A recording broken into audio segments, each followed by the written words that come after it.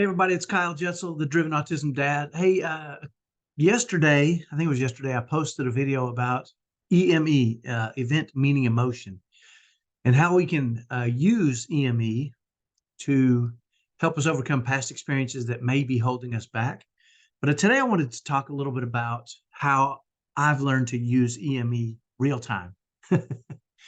And I'll share just one example of how it has helped me since my wife passed away. As many of you know, my wife passed away about 2 years ago. And my wife and I were married for 30 years, and we had created what we both considered to be a top 1% happy marriage. Now, many people say, well, how can you quantify that it was a top 1% happy marriage? Well, the reality is because I said it and because my wife said it, and I think we both believed it. That's how I can quantify that. But it wasn't without struggles and difficulties and trials and tribulations and all those things that come in marriage. Marriage is hard.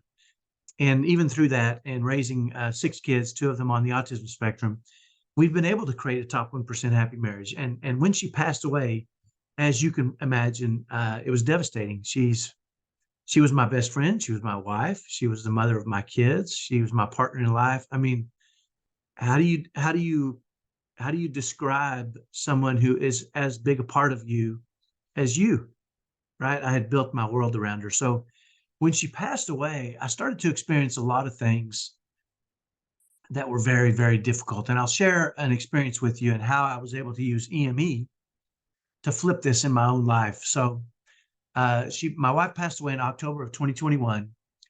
And the very next month in November was Thanksgiving. Now, I don't recall a Thanksgiving without my wife. And so for as long as we'd been married, 30 years, she had taken care of all that stuff. It was kind of her. She loved that stuff. And so I remember going to Walmart alone and having to pick out a turkey. Now, I'd never done that before, ever in my life. And it was pretty difficult walking through a Walmart all alone, not really knowing what I was doing, but attempting to replace, her in that moment. Well, I came across an old couple holding hands and picking out a turkey together. And immediately I got mad because I wanted to grow old with my wife. I had pictured growing old with my wife, and I was wanting to do that. And that was a future experience that I wanted to have with her. Being old together and holding hands and doing things together was something that I had envisioned that.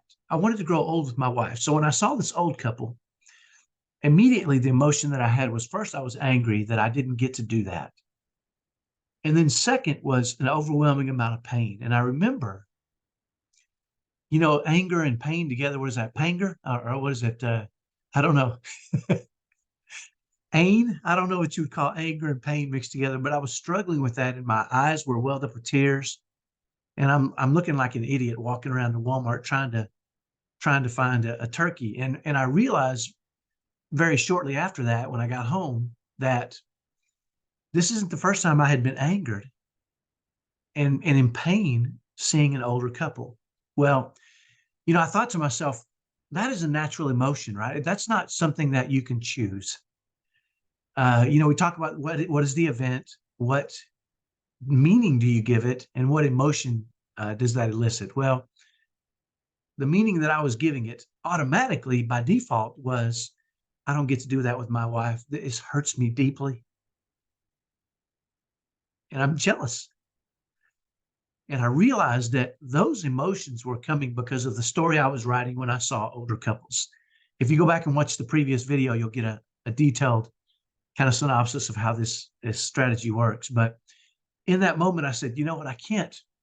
Every time I see an old couple, I don't want to be in Paingry and fall apart, right? I need to see the beauty of that and to enjoy the beauty of that and realize that would have been beautiful for us, but it is beautiful for them. So I said, you know what, the next time I see it, I rewrote my story.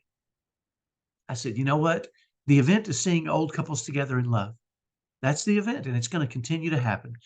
Right now, the meaning I'm giving it is I don't get to do that. I'm angry, I'm jealous, I'm frustrated, and it creates an emotion of panger.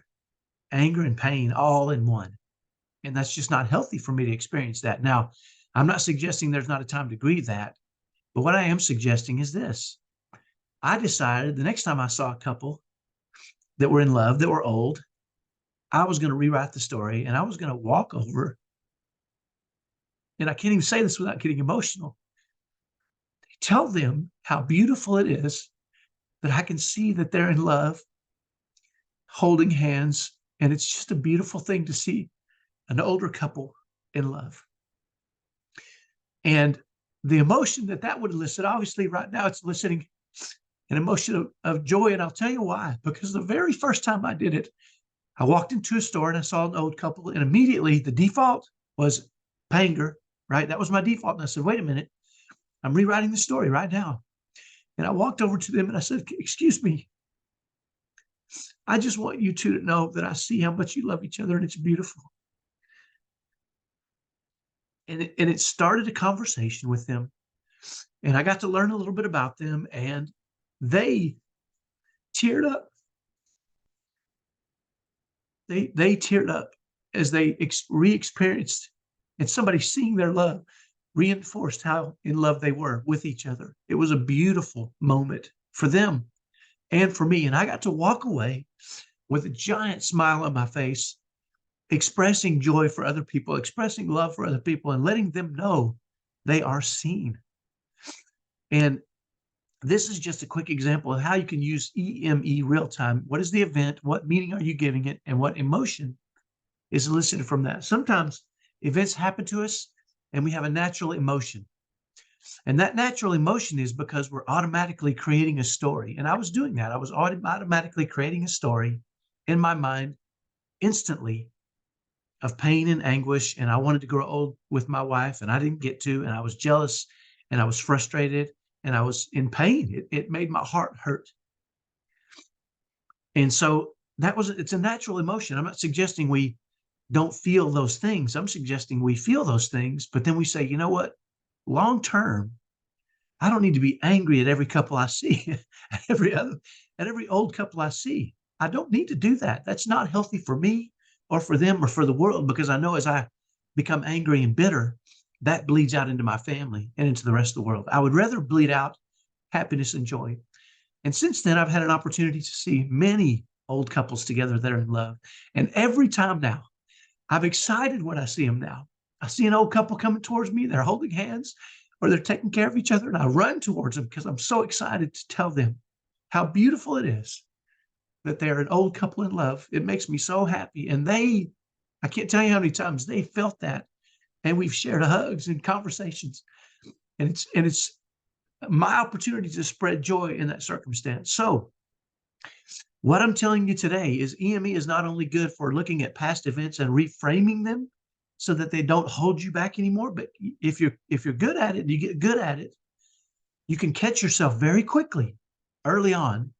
And some of the triggers for me are frustration or anger or discouragement. When I feel those things, I realize I'm writing a story. And what event is making me write that story? And what can I rewrite that story? And if I rewrite that story to love or happiness or joy, or running towards old couples to tell them how beautiful it is that they get to grow old together, that changes me. It changes the story for me, and it elicits an emotion of love and kindness and compassion in me. And that's what I want to share. And I hope that's what you want to share too. So that's my message for today. Hopefully that's helpful. We'll talk to you next time. Bye-bye.